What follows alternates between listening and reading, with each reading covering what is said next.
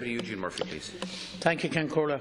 Taoiseach, in the programme for government, I think we were delighted to see there was an emphasis on rural affairs, and indeed we were delighted to see the return of a Minister for Rural Affairs in Michael Ring, something that was in the last Fianna Fáil government.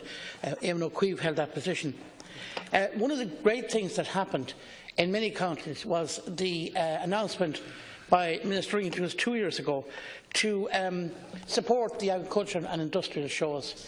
And whether you go to Ballivor or Longford or Strokestown or Mohan and Leitrim or Bunnyconnon and Mayo, right throughout this country, there's well over 100 of them, that funding was significant and it was important.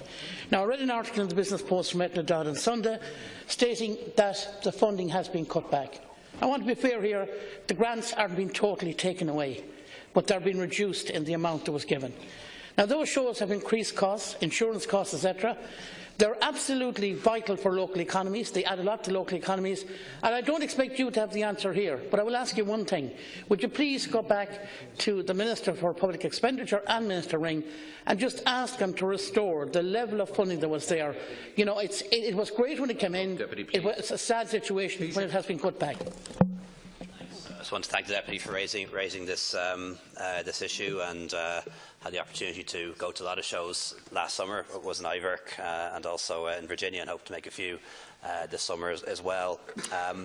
The Department's budget, the Department for Rural and Community Development, saw a very significant increase this year. I think it was one of the biggest increases in percentage terms.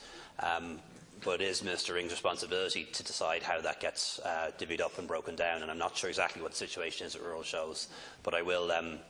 He's in Castlebar, I think, at the moment at a very important political event, which will be the election of Maria Walsh to the European Parliament, a second seat for Fine Gael in that constituency, which tops off our best result in the European elections since 1984.